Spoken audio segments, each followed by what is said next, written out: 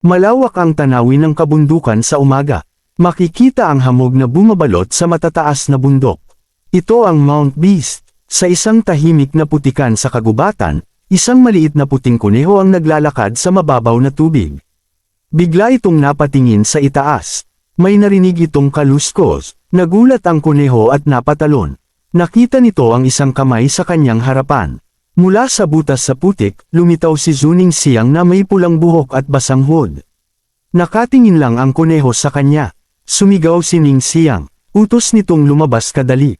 Sumigaw ito ng malakas. Sigaw nitong kya. Sa gilid, nakatayo si Zuo Fan na basang-basa at nakapulupot ang balabal. Pinupunasan niya ang kanyang mukha na puno ng putik. Humarap sa kanya si Ning Siyang na galit. Sinabi niyang napakasama mo. Dagdag pa niya, ako ang nagdala sa'yo at tinutulak mo pa ako.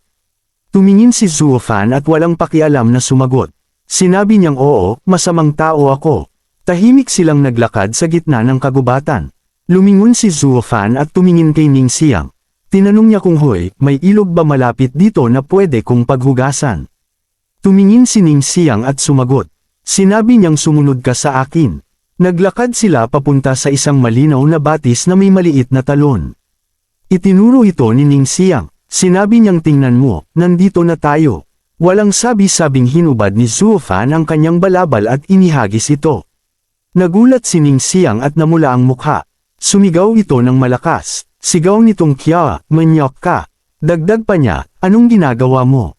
Lumubog si Zuo Fan sa tubig at sumagot. Sinabi niyang syempre, maliligo. Tumingin siya kay Ning Siyang na nakatalikod. Sinabi niyang aakyat ako kapag tapos na ako at ikaw naman ang susunod.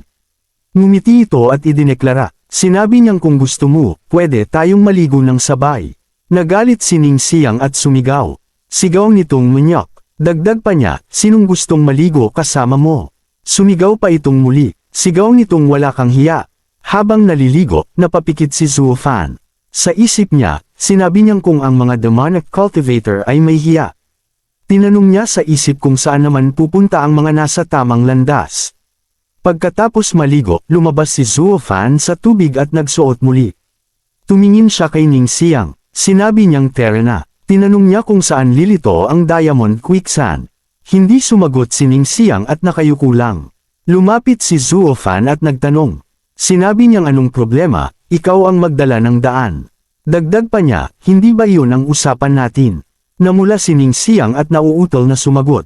Sinabi niyang pero, mahina nitong sinabi na hindi pa ako nakakaligo. Ngumisi si Zuo Fan. Sa isip ni Ning Siyang, naiinis nitong sinabi na ang lalaking ito. Idineklara niya sa isip na tinutokso niya ako. Sa inis, sumigaw si Ning Siyang. Sigaw nitong hayop ka. Inihagis niya ang kanyang sombrero kay Zuo Fan. Pagkatapos ay humarap ito at namumula. Utos nitong ikaw, pumunta ka sa gubat. Dagdag pa niya, huwag kang sisilig. Sumagot si Zuo Fan habang nakatalikod. Sinabi niyang ayaw kong makita ang prutas na hindi pa hinog. Nagtaka si Ning Siyang. Tinanong niya kung hindi pa hinog. Lumapit ito at nagtanong ng malakas.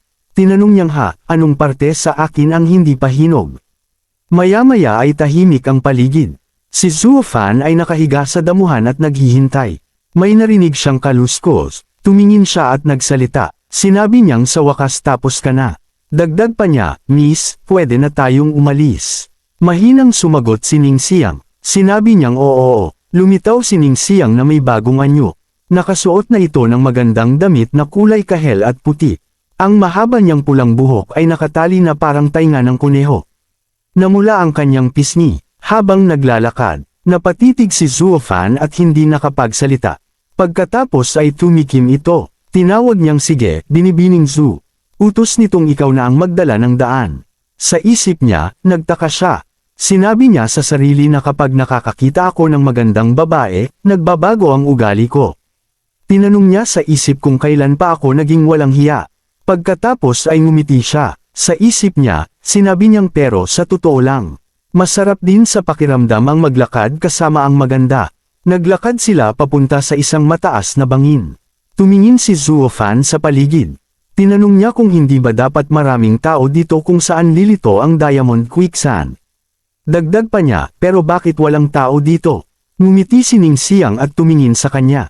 Sinabi niyang Kuya Zuo, akala ko matalino ka. Tinanong niya kung bakit nagiging tanga ka ngayon. Ipinaliwanag niyang kung dumiretso tayo doon, siguradong mahahanap tayo nila. Idineklara niyang kaya kita dinala dito. Itinuro niya ang malayong bangin. Sinabi niyang tingnan mo doon.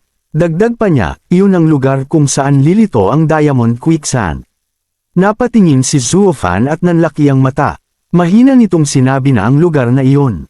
Thank you mga boss. Dito na natapos ang chapter na ta. Stay tuned lang, ini-edit ko pa ang susunod na chapter. Like and subscribe para updated kayo sa mga upload natin.